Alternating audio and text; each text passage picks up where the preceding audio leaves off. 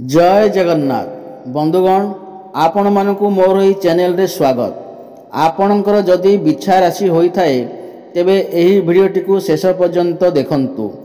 बिछा राशिर व्यक्ति विशेषक जीवन एही मास ठारू बदलिबाकू जाउअछि, कारण ग्रह नक्षत्र मानकर चलन रे गोटे बहुत बड़ परिवर्तन हेबाकू जाउअछि, जहा द्वारा एमानकर जीवन रे चलिथिबा समस्त दुख कष्ट एवं समस्यार अंत हेबाकू जाउअछि, पुणी थरे खुशी फेरिबाकू जाउअछि।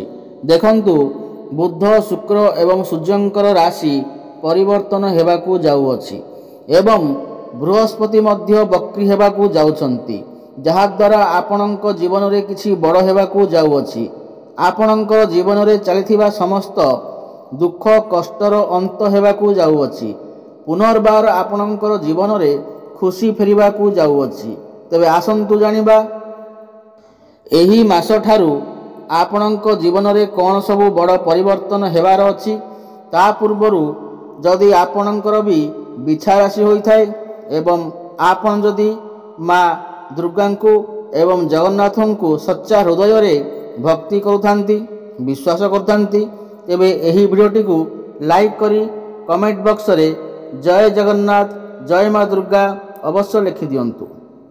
देखंतु पूर्वरु आपणकर स्वास्थ्य खराब रहुथिला, धन जनित समस्या देखा देउथिला, आपण ऋण नेउथिले किंतु ऋण सुझी पारु नथिले, ऋणर भार आपणक उपरे बढ़ी जाइथिला, गृह परिवार रे खुशीर वातावरण नथिला, शिक्षा क्षेत्र रे समस्या देखा देउथिला, आपणकर खर्च बढ़ी चलीथिला, समाज रे आपणकर मान सम्मान नथिला, आपणकु चाकरी प्राप्त होई पारु नथिला, संतान संतति पई आपण चिंतित थिले, प्रेम जीवन रे मध्य समस्या देखा देउथिला, व्यापार वाणिज्य रे मध्य लॉस हेउथिला। तेबे जहा भी समस्या आपणक जीवन रे चलीथिला ताहा एबे दूर हेबाकू जाउअछि। आपणक जीवन रे पुणी थरे खुशी फेरिबाकू जाउअछि। आपणक जीवन रे नूतन सूर्य हृदय हेबाकू जाउछंती। देखंतु शुक्रंकर राशि परिवर्तन हेउअछि। शुक्र जिए कि धनर कारक ग्रह, शुक्र ग्रह को माँ लक्ष्मींकर स्वरूप माना जाय थाए। शुक्र ग्रह आपणकर द्वादश स्थिति रे थिले, किंतु वर्तमान शुक्र आपणकर लग्न भाव रे मालव्य नामक राजयोग निर्माण करुछंती एवं आपणकर धन स्थान को चलन करिवे। बुध सूर्य मध्य आपणक लग्न भाव को चलन करिवे एवं बृहस्पति मध्य वक्री हेबाकू जाउछंती, जहा फल रे आपणकर सप्तम भावर फल देबाकू जाउछंती। बंधुगण आपणकर लग्न भाव रे मालव्य नामक राजयोगर निर्माण होई अछि, जहा कि बहुत श्रेष्ठ एवं उत्तम माना जाय थाए। कालपुरुषर कुंडली रे मालव्य नामक राजयोगरु बहुत श्रेष्ठ विचार करा जाय थाए। एही समय रे आपणक संसारर समस्त सुख प्राप्ति हेबो। शुक्र हेउचंती भौतिक सुखर कारक ग्रह, आपणको समस्त प्रकार भौतिक सुख प्राप्ति हेबो। एही समय रे आपणकर चेहरा रे निखार आसीबाकू लागिबो, आपण सुंदर देखिबाकू लागिबे। पूर्वरु जदि आपणकर किछि समस्या रहिथिला तेबे सेथिरे मध्य सुधार हेबाकू आसीबो एवं शुक्र हेउचंती धनर कारक ग्रह, आपणको आकस्मिक धन मध्य प्राप्ति हेबो, प्रचुर धन मध्य प्राप्ति होई पारे। चारि दिगरु आपणको लाभ ही लाभ प्राप्ति हेबो। एही समय रे आपण कौनसी जानवाहन भूमि अथवा जमी प्रॉपर्टी इत्यादि किनिबा पई मन बळाई पारंती। प्रेम जीवन पई एही समय अत्यंत शुभ अटे। एही मास ठारू आपणकर प्रेम जीवन रे सुख फेरी आसीबो। पूर्वरु जदि आपणकर प्रेम जीवन रे किछि समस्या लागि रहिथिला सेथिरे मध्य सुधार आसीबो। आपण दुई जनक मध्य रे भल पाइबा बढ़िबो।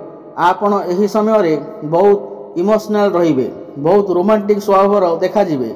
आपण आपणकर पार्टनर को सहित कौनसी स्थान को बुलिबाकू जाई पारंती, काहेकि ना भ्रमण सुख मध्य आपणको प्राप्ति हेबो एवं शुक्र एठारे बसी आपणकर सप्तम भाव को देखुचंती एवं देवगुरु बृहस्पति मध्य वक्री होई करी आपणकर सप्तम भावर फल देबे। एही समय रे आपणकर विवाह होई पारे। जो मानकर विवाह होई पार नथिला ସେମାନେ ବହୁତ ଅଧିକ ଚିନ୍ତାରେ ଥିଲେ, ତ ସେମାନଙ୍କର ବିବାହ ଯୋଗ ମଧ୍ୟ ଖୋଲିଯିବ। ବିବାହ ପ୍ରସ୍ତାବ ଘରକୁ ଆସିପାରେ ଏବଂ ଫାଇନାଲ ମଧ୍ୟ ହୋଇପାରେ ଏବଂ ଆପଣଙ୍କର ଭଲ ପାଇବା ବିବାହର ରୂପ ମଧ୍ୟ ନେଇପାରେ।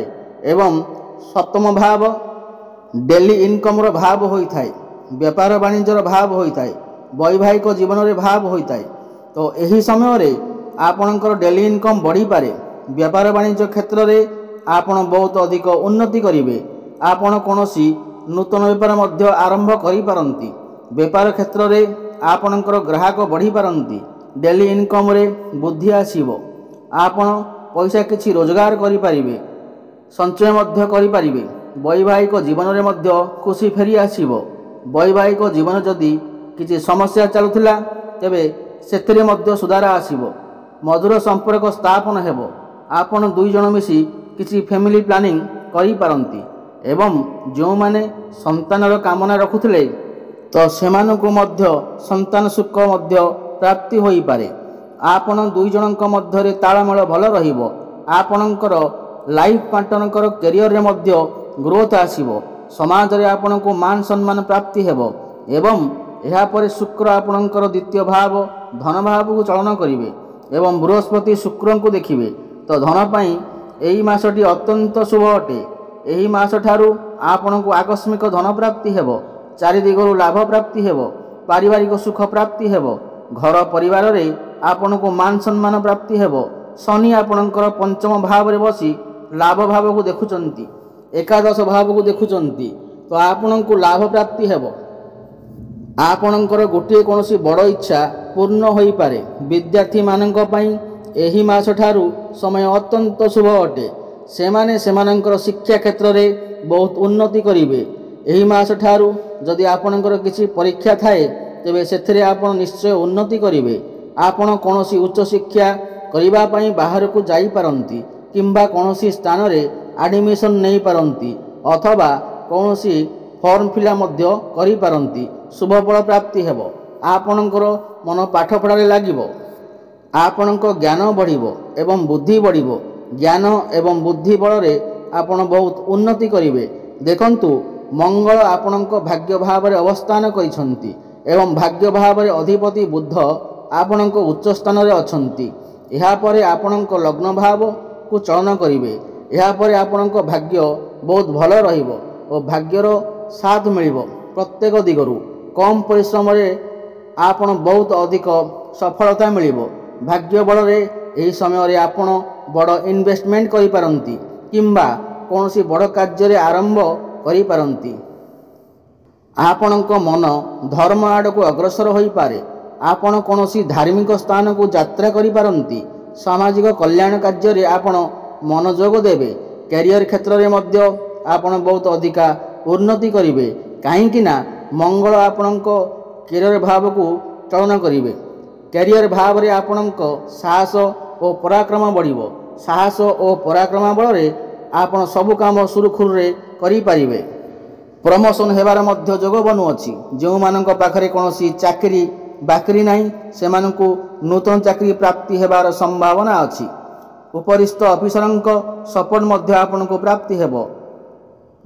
କର୍ମକ୍ଷେତ୍ରରେ ଆପଣ ଅଜବ ଶାନ୍ତିର ଅନୁଭବ କରିବେ, କିନ୍ତୁ କାହା ସହିତ ଆର୍ଗୁମେଣ୍ଟ କରନ୍ତୁ ନାହିଁ। କଥାର ସମାଧାନ ଶାନ୍ତି ଉପାୟରେ କରନ୍ତୁ, ନଚେତ୍ ଆପଣ ଅସୁବିଧାରେ ପଡ଼ିପାରନ୍ତି। ଆପଣ ନିଜ କର୍ମକୁ ନେଇ କୌଣସି ବାହାର ଜାଗାକୁ ଯାତ୍ରା କରିପାରନ୍ତି। ବିଦେଶ ଯିବାର ଯୋଗ ବନୁଅଛି। ବିଦେଶରେ ରହୁଥିବା କାର୍ଯ୍ୟରତ ଲୋକଙ୍କ ପାଇଁ ଏହି ମାସଠାରୁ ଅତ୍ୟନ୍ତ ଶୁଭ ଅଟେ। ସେମାନଙ୍କୁ ଲାଭ ପ୍ରାପ୍ତି ହେବ। ଭାଇ ଭଉଣୀଙ୍କ ସପୋର୍ଟ ଆପଣଙ୍କୁ ଲାଭ ହେବ। କୋର୍ଟ କଚେରୀରେ ଚାଲିଥିବା ମାମଲା ଆପଣଙ୍କ ସପକ୍ଷରେ ଯାଇପାରେ। ଆପଣ ଏହି ସମୟରେ ଯଦି ଋଣ ନେବାକୁ ଚାହୁଁଛନ୍ତି ତାହେଲେ ନେଇପାରିବେ। ଏଥିରେ କୌଣସି ଅସୁବିଧା ନାହିଁ। ଆପଣଙ୍କ ମାଙ୍କ ସ୍ୱାସ୍ଥ୍ୟରେ ପରିବର୍ତ୍ତନ ଆସିପାରେ। ମାଙ୍କର ସ୍ୱାସ୍ଥ୍ୟରେ ସୁଧାର ଆସିବ। ମାଙ୍କ ସହିତ ଆପଣଙ୍କ ସମ୍ପର୍କ ବହୁତ ଭଲ ରହିବ। ପିତାଙ୍କ ସ୍ୱାସ୍ଥ୍ୟରେ ଯଦି କିଛି ଅସୁବିଧା ଥିଲା ସେଥିରେ ମଧ୍ୟ ଅନେକ ମାତ୍ରାରେ ସୁଧାର ଆସିବ। ବନ୍ଧୁଗଣ, ଏହି ମାସଠାରୁ ଆପଣ ସମସ୍ତ କ୍ଷେତ୍ରରେ ଉନ୍ନତି କରିବାକୁ ଯାଉଛନ୍ତି। ତାହା ପ୍ରେମ କ୍ଷେତ୍ରରେ ହେଉ, ବୈବାହିକ କ୍ଷେତ୍ରରେ ହେଉ, ସ୍ୱାସ୍ଥ୍ୟ କ୍ଷେତ୍ରରେ ହେଉ, ଭାଗ୍ୟ କ୍ଷେତ୍ରରେ ହେଉ, ବେପାର ବାଣିଜ୍ୟ କ୍ଷେତ୍ରରେ ହେଉ, ସମସ୍ତ କ୍ଷେତ୍ରରେ ଆପଣ ଶୁଭଫଳ ପ୍ରାପ୍ତି କରିବେ। अधिक शुभफल प्राप्ति करने माँ महालक्ष्मी आराधना करंतु। माँ महालक्ष्मी को पद्मफूल अर्पण करंतु एवं सूर्यदेव को प्रत्येक दिन जल अर्पण करंतु। प्रत्येक दिन हनुमान चालीसा पाठ करंतु। आपण को शुभफल प्राप्ति हेब। जदि आपण को मोर यही वीडियोटी भल लगे ताहले वीडियोटी को लाइक करंतु एवं चैनल टी को सब्सक्राइब करंतु। जय जगन्नाथ। पुणी देखा आगामी वीडियो रे। रहुची। धन्यवाद।